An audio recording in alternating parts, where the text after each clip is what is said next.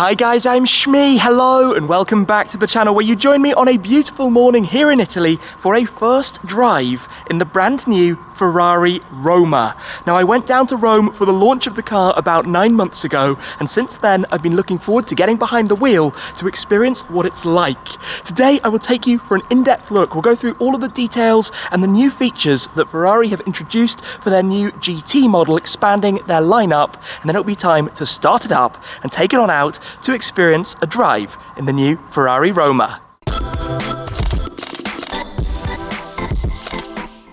Here it is, the Ferrari Roma La Nuova Dolce Vita. It's a new segment for Ferrari, a 2+ coupe, which they say is understated luxury with features of their iconic GT cars. You can see that as we walk around. The smooth and sleek lines, the elegant appearance, especially with that elongated front end that houses the V8. The Roma joins their expanding lineup, now sitting alongside the Portofino, their 2+2 convertible with the retractable hardtop, as another rolls in behind us, but also beneath the likes of their Super GTs, the 812 Superfast, and also the GT4 Lusso. But let's take a closer look to go through the design, have a look at this in detail. And I think one of the signature giveaways of this new understated ethos is that this is the first Ferrari model that has been launched not wearing their iconic Scuderia Ferrari yellow shields on the side. That's the intent. It's a more dailyable car. It's a less hardcore driving experience than the 812 Superfast. To talk about the design, you have this long front end. It houses the development of their 3.9 litre twin turbocharged V8, making 620 horsepower. It comes down towards the shark nose front, like or reminiscent of the 250 GT Lusso from the 1960s. This very poised, very low front with a different look to the grille underneath. This is quite an interesting piece because of some improved cooling. It doesn't need quite so much airflow to come through, which meant that they could create this integrated part to the front end.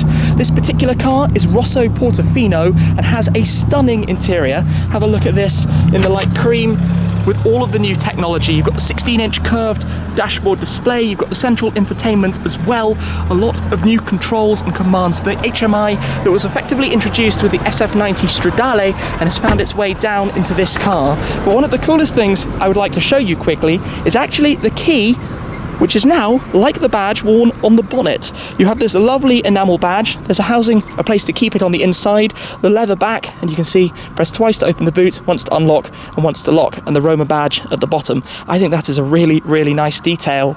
This car though, a classical combination, red and cream, silver wheels. But let's come through and actually get this started up for a moment so that we can take a listen to it. There's a lot to show you inside here, starting with the steering wheel, which has this new touch control interface. So to start it, you press here, or rather you wake it up, and then you press here, and it wakes up the electronics. As you can see, the full large display is going to come into action, and then we can press it again to start the engine,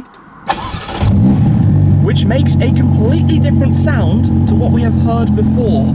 Of course, over there we've also got the passenger display. Let me just jump out for a moment, because this is a well-equipped car. There's going to be a lot to show you through, but this is quite a different V8 sound to the other models that share variations of the same engine. In the case of this car, it is linked to a new 8-speed dual-clutch gearbox, which was created for the SF90 Stradale. The SF90 has no need for a reverse gear because it uses its hybrid motor system. This car reintroduces a reverse, of course, given it is purely combustion engine. But if we take a seat on board, we're getting 620 horsepower, 760 newton meters from this. Obviously, the aircon is blowing in force. It is a very warm morning today. We'll head out for a little drive and then show you through more of this in detail. In recent years, Ferraris have always had somewhere to put the key, and I was wondering what they would do considering the new rectangular shape. And just here in front of the cup holder is a space where you can put it in at the top, slide it in, press it like that, or press in at the top as well to pull it back out. Nice little detail, so we will leave that there for the time being.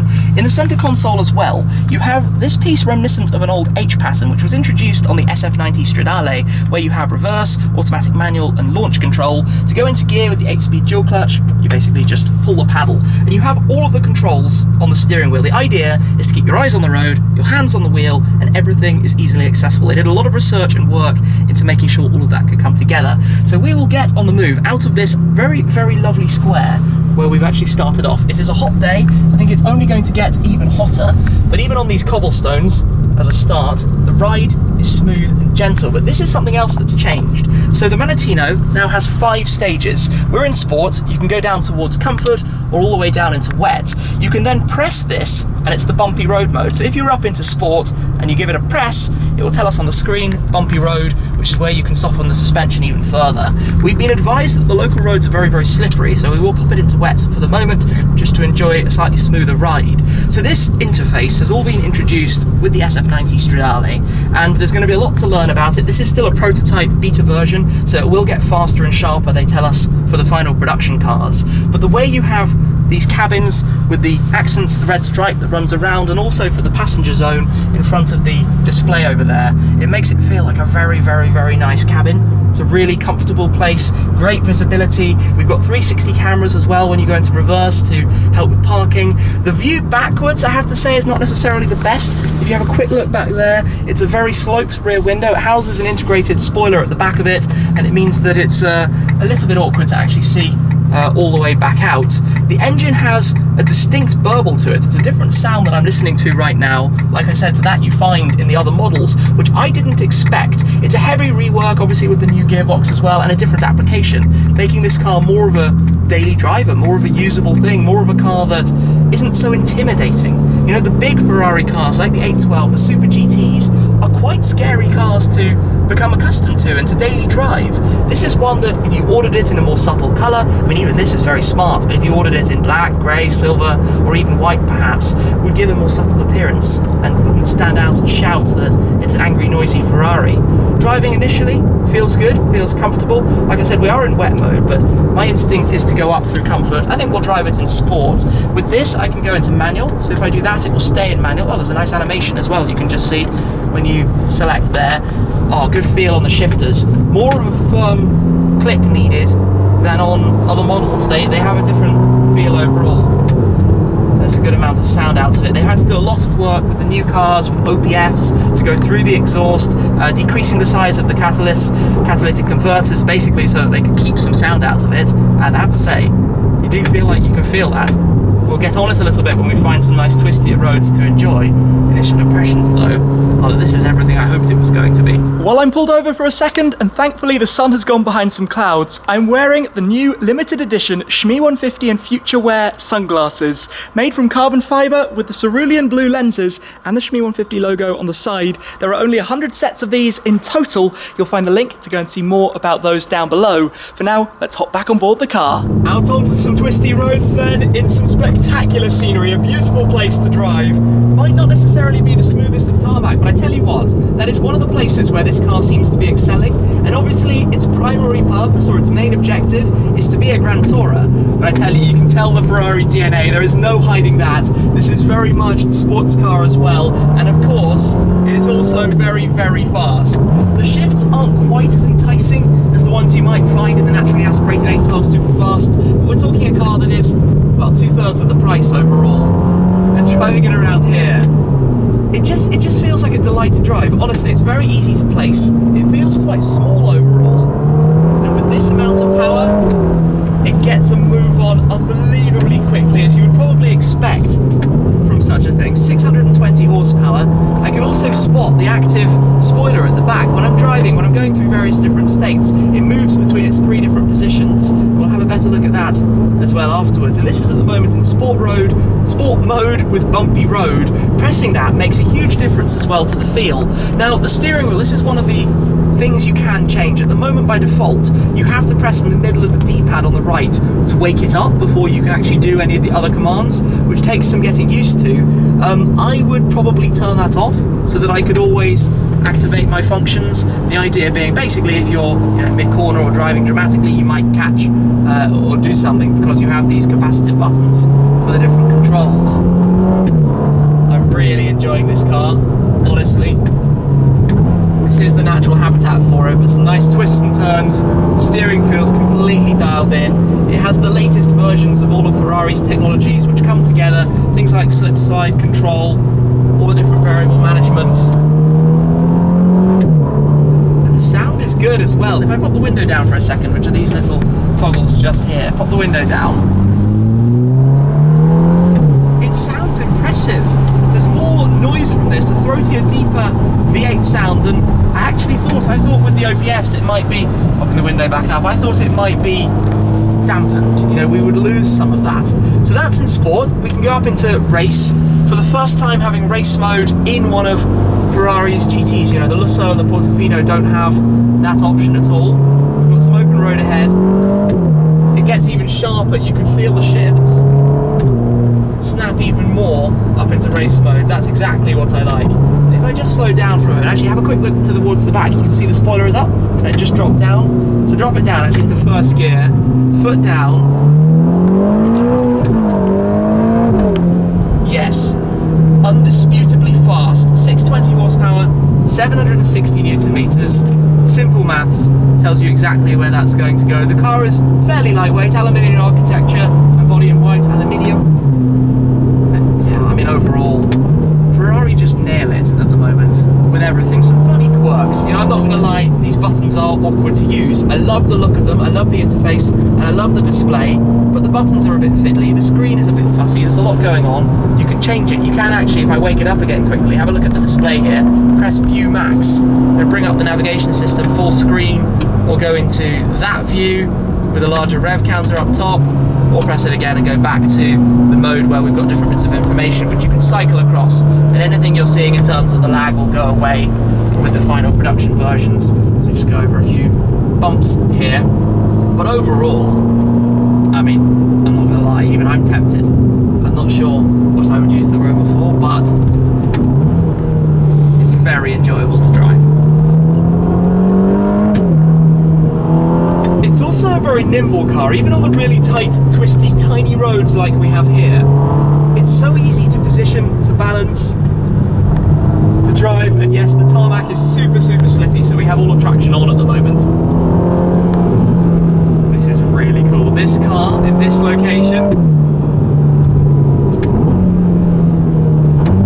Of course, this is in race mode at the moment, where everything is just a little bit more ferocious. You see the point. Slippy road tarmac at the moment. So we could go all the other way, put it into wet mode, let everything calm down, put it back into automatic, and just take it a little bit more easily, as if you were daily driving the car, because it doesn't feel like an intimidating car. To use that phrase again, as I said earlier, it's not intimidating, it's easy to drive. It's just a car that has these two characteristics, and the suspension is so variable as well. This is really cool. Look at this view. What an awesome place to be.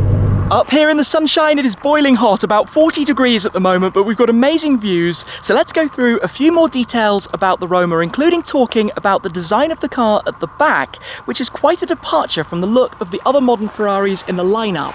Being a coupe, we have the sloping roofline towards the rear, and then back here, we've got this very pronounced trailing tail edge that runs the full width with the undercut to give it more definition, and also incorporates these very smooth looking 3D tail lights. Also a departure though from the traditional and more iconic circular tail lamps found on a Ferrari. They do give a round impression from the back, and of course very smooth into the bodywork, and these muscular arches, again reminiscent of the Ferraris from the 1960s. Back here with the boot, it's not a hatchback, the window stays in place, it just opens the tailgate, and this area is our active or integrated rear spoiler. It has 3 different settings, there's no option to manually control it, it's linked to the Manettino position and your driving style and the car's computers and what it thinks will work best. This is the low drag setting, or the parked setting, where it sits flat into the boot lid, of course the most aerodynamically efficient shape overall. It can then go up into a medium downforce or high downforce position, depending on the driving. The high downforce gives it 95 kilos more downforce, while only a cost of 4% in terms of the drag coefficient. As we look around the car, the Rosso Portofino looks stunning in the sunshine. The lower sections, more aggressively finished in carbon fibre for the diffuser, the side skirts and the front splitter. I'll come and show you the luggage space that we've got back here. Because the car, as I said, is a 2+, it means you don't have the largest space in the boot, but that's because you can use the seats in the back. So to pop this open, it lifts up, including the number plate section. Back here, you could fit a few bags. It's fairly decent overall overall. And we've got a few extra bits just stored away under the rear shelf back there. You've also got the personalisation specifications plaque that you always get on a Ferrari now that tells you the full details of the car as it left the factory. Also, I noticed fitted with Apple CarPlay and Android Auto, which will be coming on the production version. But if that's not enough space, this is where the interior comes into play. So if we open up the door, which you do by pressing in there, you can fold forward the seats, and back here you basically have space for either two children, maybe some larger kids or small adults at a real push, but you can use this space of course for storage, for extra luggage, for whatever it may be that you need to get back there, or fitting people in if really required, but finished with the same dual tone leather materials with the red accenting that we have up front.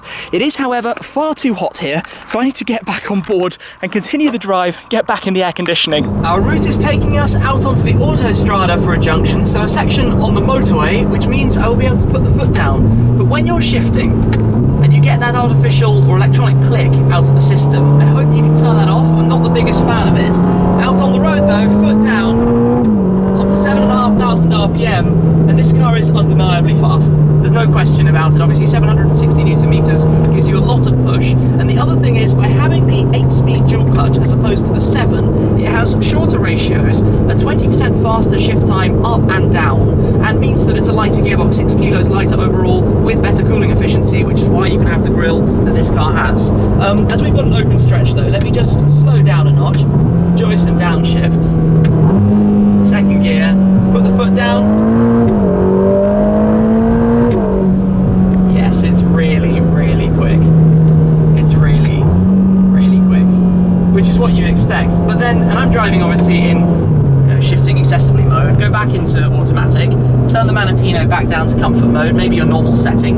I love the little graphics you get on the display, and it's a nice, chill, gentle, peaceful drive. It's perhaps more full of exhaust than I expected. I thought it might be even quieter, which is quite nice. So the way everything's going, getting quiet, you want a Ferrari to make some sound. This car does exactly that.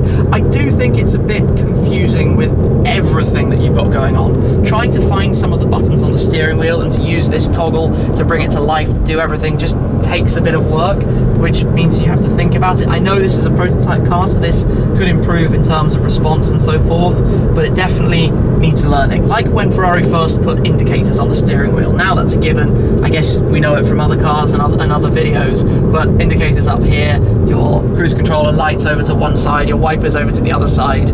But at first this was completely alien, so maybe all of this becomes natural and normal over time. Gently driving, obviously it's a delight. It's an absolute delight. And I think the interior is beautiful. The interior is brilliant. You've even got, just here, you might be able to see a storage pouch where you can put your phone, one on each side there, which is very, very convenient as well. Just all around, good view out over the front. You've got this bulge you can see in the centre, the bonnet bulge, which is kind of fun as well. And generally it's well equipped. You know, it's got a sensor. If you're catching up on the car in front, it detects, you know, if you're running the risk of going into the car in front, it will automatically brake you. You've got the 360 cameras when you're parking. You can choose to look out the front if you don't want to damage the splitter or something like that. So from a comforts and functionality point of view, it's very, very, very well equipped. And then from a dynamic point of view, it also seems to be very capable. And the difference between normal and bumpy road with the dampers is huge. The comfort level significantly improved, so it's a bit too natured, too charactered in that respect as well. So the Portofino I always really enjoyed. When I first drove the Portofino, it was a massive step on from the California and the California T, and I can see some of these things perhaps coming into a future version of the Portofino as well. Perhaps, who knows which direction that might head. But for general driving, if we're in automatic and you manually downshift, it will automatically go back into automatic after a short period, but still, it always feels so good to pull a Ferrari shift paddle mounted fixed to the column. I think I prefer mounted to the steering wheel, but Ferrari just do it with such a pizzazz that it's fun to drive. You know, it's always a delight to pull the shift paddle and select the next gear. At the moment we're heading down the hill following this blue Roma, and just look at that car on the road. It's such a stylish shape. The design of it is magnificent. We're currently in race mode with bumpy road selected, and even over the bumpier tarmac here, it actually rides really, really very well. Such a beautiful place though, all around. The scenery, this is the perfect place to be driving these kind of cars. Just look at this thing though. Look at the way the indicators are underneath the tail light on that edge at the back. A new design, really very, very cool.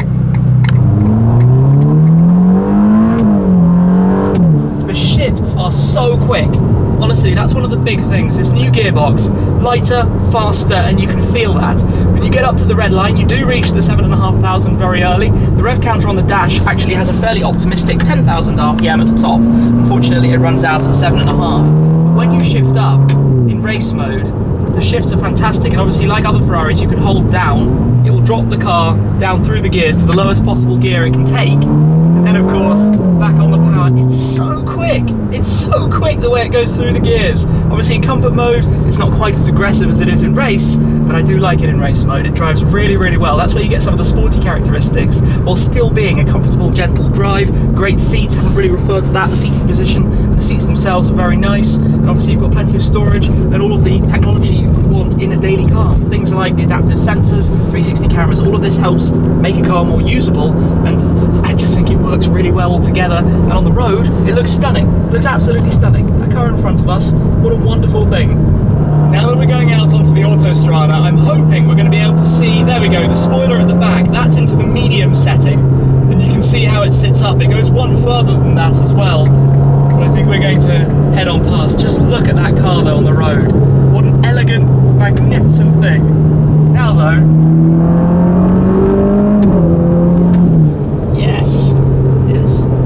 I'm enjoying this today. This car is great.